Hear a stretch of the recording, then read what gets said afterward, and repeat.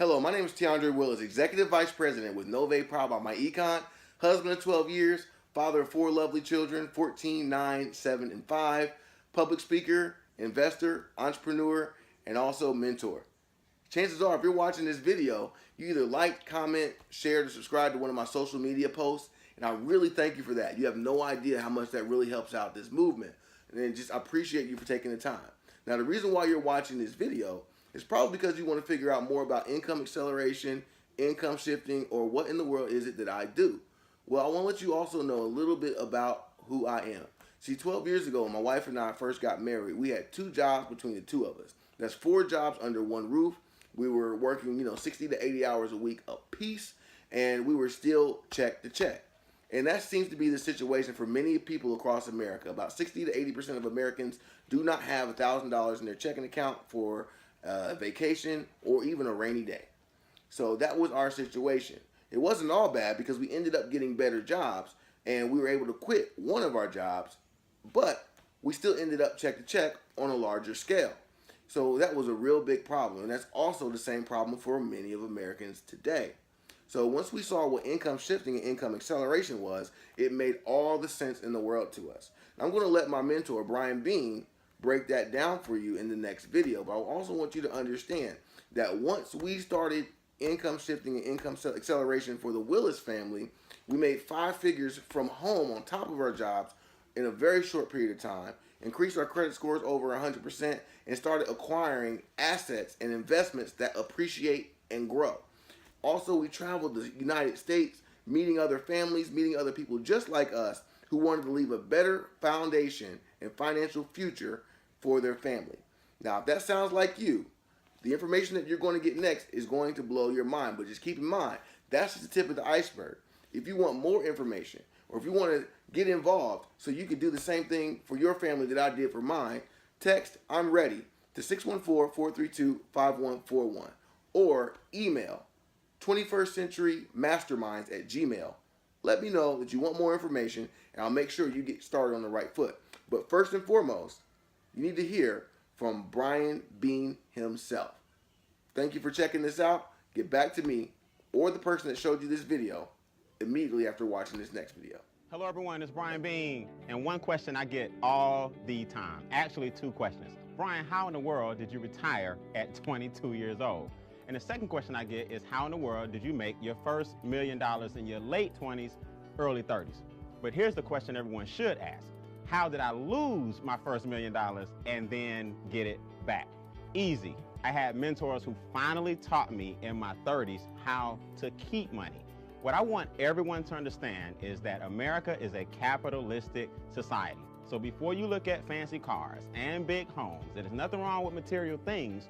You want to leave more of a legacy for your family and create wealth for your loved ones. Here's a basic formula that I want to share with everyone watching this video. 2, 4, and 3. There are 2 basic objectives that everyone wants to meet in America. In capitalism, 1 is you want to make money to maintain the lifestyle that you currently have during your working years. That's very important. Another word for that is pay the lights, pay the gas bill, drive a car, have clothes on your back, put food in your mouth, and a roof over your family. Basic necessities. Now, objective number 2 is a little more complicated. The money that you make during your working years has to sustain you during your retirement years. In other words, when you retire, you will no longer have the labor income coming in, so where will you get the money to sustain your current lifestyle? There are 4 things keeping you from meeting your 2 objectives. Once you learn these, you learn the key to capitalism. Number 1 is inflation. You have to put your time and money into things that outpace inflation. Now, what is inflation? Funny you should ask, because they don't really teach this in economics. They don't really teach this in school. Inflation basically means everything around you is getting more expensive, but your income is staying the same. That means the value of every dollar you make is dropping no matter what the market says. Inflation causes your money to decrease on a daily basis. Now, that sounds pessimistic until you understand that there's certain things you can do to outpace it. See, inflation is the silent income killer. And what that means is it nips at you every single day and you wonder why you can't get ahead. There's a reason for that. Number one, groceries are more expensive, gas is more expensive, daycare is more expensive, healthcare is more expensive, but the market, the farmer's market that is, the grocery store, your boss and the gas companies don't care that your income flatlined. That's inflation, and I'll show you how to overcome that as I conclude. Number two is taxes. Now people say, Brian, you teaching tax evasion? No, I'm teaching tax protection.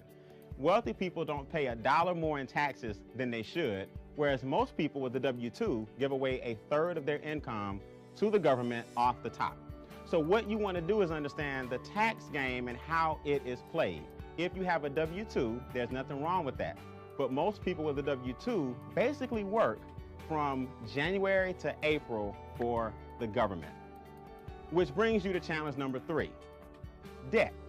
If the government is taking 1/3 of your income off the top, we're forced to do what? Borrow the rest. So now the government will get paid from January to April, and then the banks will get paid from May to September, because you have to pay all the money back that you borrowed on student loans, car notes, credit cards, mortgages, department stores. So the banks and governments are making money off of your lack of money. Which brings us to number 4. Challenge number 4 is less than ideal cash flow decisions. When you get hit with inflation and taxes are taken out of your check and debt is up to here, you start to make emotional decisions that prolong your journey to financial freedom. There are 3 solutions to your 4 challenges. Number 1 is real simple, cash flow management. Cash flow management basically means the lack of money is costing you more money. That's a negative cash flow cycle. Overdraft fees, payday loans, anything that takes money, late fees on bills, anything that takes money out of your pocket is tying up your cash flow and making it negative. What you want to do is learn how to flip your negative cash flow cycle into a positive so that your money will stay in your house longer. So when I lost my first $1 million, I ended up getting it back because I was able to use my own money and scale it and not make the same mistakes I made in my 20s. The second thing you can do, second solution, open a home-based business. A home-based business allows you to have the same tax benefits and the same tax write-offs as an individual that has 15 McDonald's, 17 Burger Kings, Donald Trump, Warren Buffett, Bill Gates. Listen, your small home-based business can save you a fortune in taxes. Why is that? Real simple.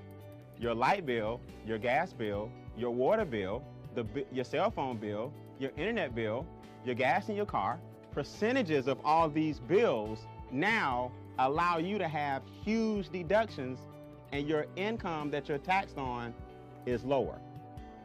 As I conclude, in other words, open a home-based business with a quality product or service and pay less taxes, or make your only income a W-2 and pay more taxes. See, here's the key. Your money is going to make someone wealthy. The question is, who's it going to be? And number 3 is investment income. Always understand that making money is taxed at a lower rate than labor making money. So do you think wealthy people work harder than you, or do you think wealthy people have figured something out that you have not? There's a reason Warren Buffett pays less taxes percentage-wise than his secretary. He understands capitalism. Remember guys, making money talks, yes, but creating wealth whispers.